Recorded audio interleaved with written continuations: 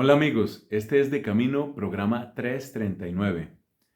Nuestra vertiente 3 es la de primeros cristianos y nuestra búsqueda de esos grandes cristianos de los primeros siglos hoy nos conduce a Italia, concretamente a San Benito, conocido como Benito de Nursia por aquella región de Italia donde él nació, pero su fundación más importante es un monasterio que después de varias destrucciones subsiste hoy en día, el gran monasterio de Monte Cassino. Así que bendito sea Dios que llegamos a este punto. Son ustedes bienvenidos. Estamos, como se dice en el béisbol, en las grandes ligas. Vamos a hablar sobre San Benito de Nursia. Esto es De Camino. Cuando llegan los tiempos de decadencia en la sociedad o en la iglesia, las actitudes y las respuestas son diversas. Hay personas que se dejan llevar por la corriente. Si todos somos mediocres, pues todos somos mediocres y ya está.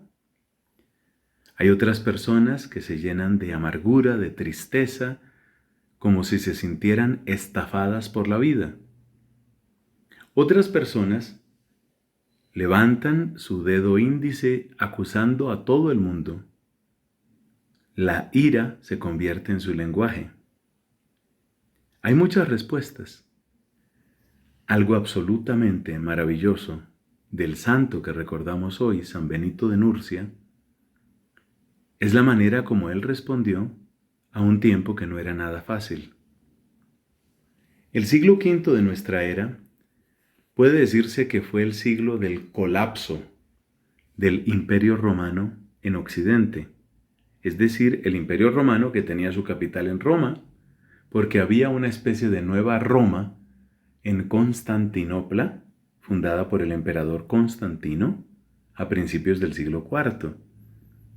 Y esa Roma de Oriente, esa Constantinopla, que quedaba donde hoy queda Estambul, esa Constantinopla, pues estaba firme y fuerte y de hecho sobreviviría por lo menos 1000 años más.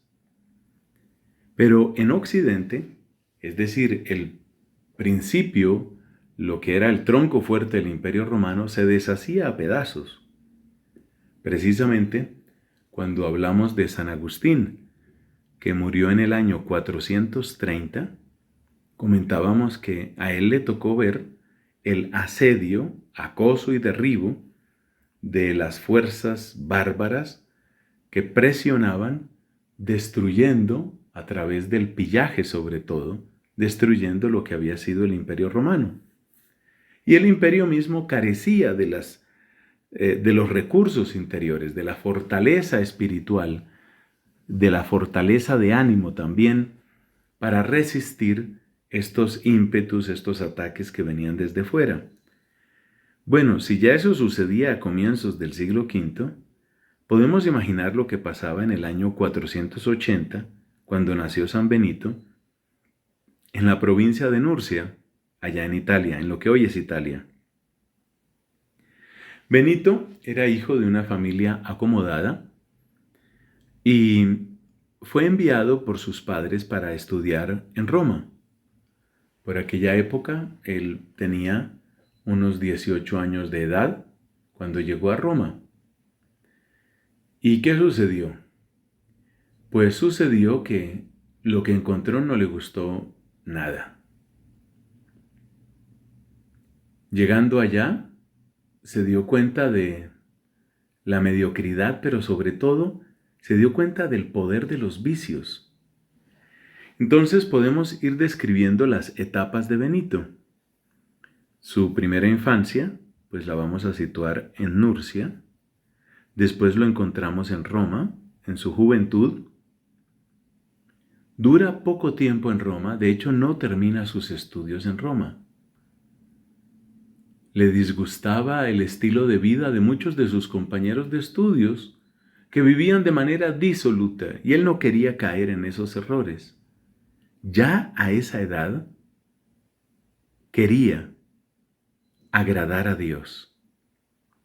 Entonces deja Roma y se va ¿para dónde? Se va para unos montes que quedan al este, al oriente de la ciudad eterna, de Roma. Estuvo cerca de un pueblo llamado Éfide.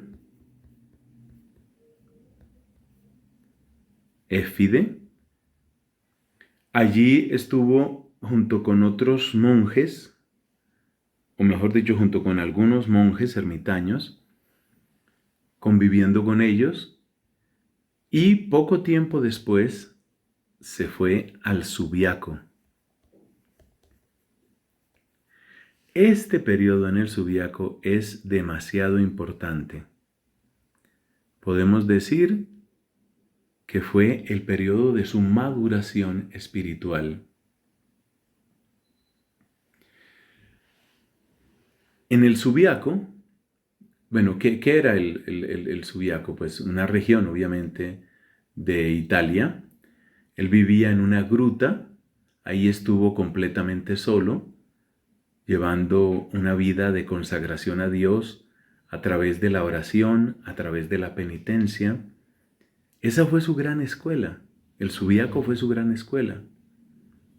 Fue un tiempo de maduración y un tiempo de conocimiento de sí mismo, como en el caso de San Pablo, que después de su conversión estuvo un tiempo en el desierto, como en el caso de Moisés, que estuvo tanto tiempo en el monte Sinaí, como nuestro Señor Jesucristo, que después de su bautismo estuvo también 40 días en el desierto.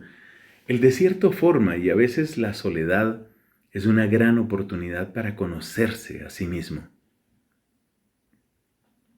Benito conoció ahí, en el Subiaco, conoció de sus propias fragilidades y de sus grandes tentaciones.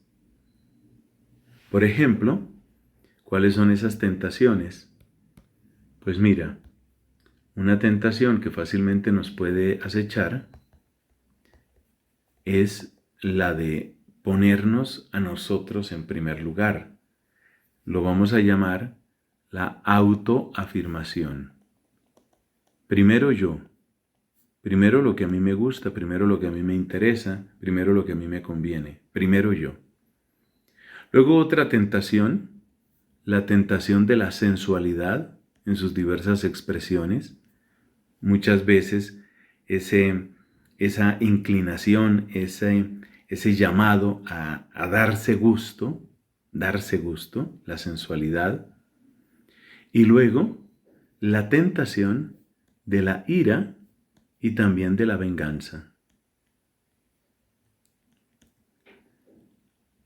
Benito conoció estas tentaciones, pero lo mismo que Cristo en el desierto, que también tuvo 3 grandes tentaciones, pues poco a poco, no fue fácil indudablemente, pero poco a poco logró vencer estas tentaciones.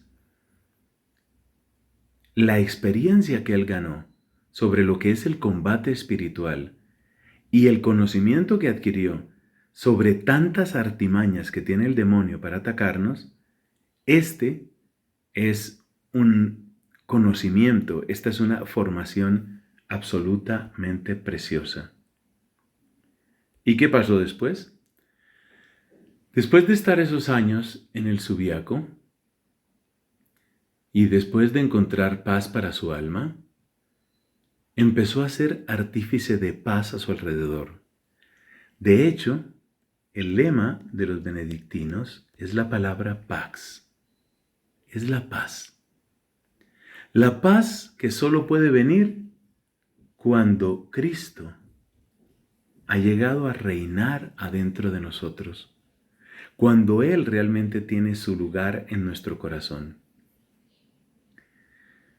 Empezó entonces a fundar algunos monasterios en el valle de Anio.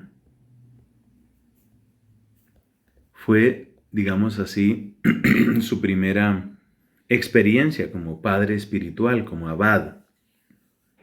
Abad es una palabra que viene de la misma raíz de Abba, esa exclamación que el Espíritu Santo pone en nuestro corazón para llamar a Dios, Abba. Abba significa papá, padre, muy amado. Abad viene de ahí. En el Valle de Anio él fundó algunos monasterios y años después este año es clave, en el 529, en el 529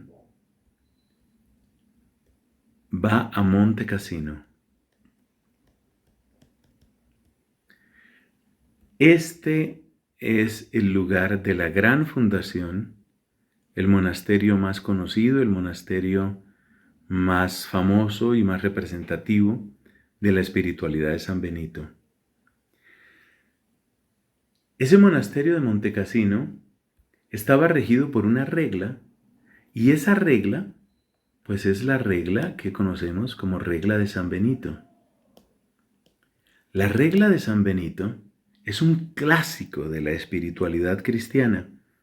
Sirve en primer lugar a la familia benedictina. Sirve también, por supuesto, a otros consagrados. Es un faro de sabiduría para nosotros. Por ejemplo, yo pertenezco a una comunidad religiosa, los dominicos, y nosotros podemos aprender y debemos aprender de grandes maestros como Benito. Pero el lema de Benito en su regla, es decir, aquello de que nada debe anteponerse a Cristo, y ese otro lema que también conocemos de Benito, y que es como el resumen de su regla, ora et labora, ese lema de Benito, pues realmente es una síntesis de vida cristiana. Los monasterios de San Benito tenían, por supuesto, ejercicios de penitencia, ejercicios de ascetismo, pero el énfasis en la regla de San Benito no está en ese tipo de ejercicios, sino está más bien en el deseo de vivir todas las cosas al servicio de Dios, darle un lugar central, darle un lugar importante, un lugar fundamental a la oración, y luego prolongar de algún modo la oración en el trabajo que se realiza, ora et labora. La regla de San Benito fue, si podemos utilizar esa terminología, inmensamente exitosa. Los monasterios que surgieron a partir de Monte Cassino, esos monasterios que tomaron la regla de San Benito, fueron sembrando un nuevo orden en la Europa que había visto colapsar al Imperio Romano. De modo que esta red de monasterios benedictinos, este nuevo modo de asumir la fe cristiana, de servir al prójimo, de acoger a Cristo en la persona de los huéspedes, servir a Cristo en la oración, estar con Cristo en el trabajo, esa fórmula que el Espíritu Santo le dio a San Benito fue extraordinariamente exitosa y marcó ciertamente la identidad de Europa para el futuro. En contraste con una autorrealización fácil y egocéntrica, lo que quiere Benito es el compromiso en la sincera búsqueda de Dios, en el camino trazado por Cristo, el humilde, Cristo el obediente. Eso es lo que propone Benito, y su mensaje tiene plena actualidad. Lo que más me impacta y me gusta de San Benito es ver que vivió en una época dura, una época de decadencia, y preparó una época nueva, un nuevo florecimiento que llegaría a través de los monasterios que hoy conocemos como benedictinos, por él, por su nombre, monasterios benedictinos tanto de hombres como de mujeres. Bendito sea Dios que en su providencia, cuando parece que declina la sociedad, siempre tiene esos llamados nuevos, esa renovación que solo Él puede hacer. Esto es De Camino, bocados de conocimiento. ¿Para qué? ¿Para qué? Bocados de conocimiento para que tu fe no se muera de hambre.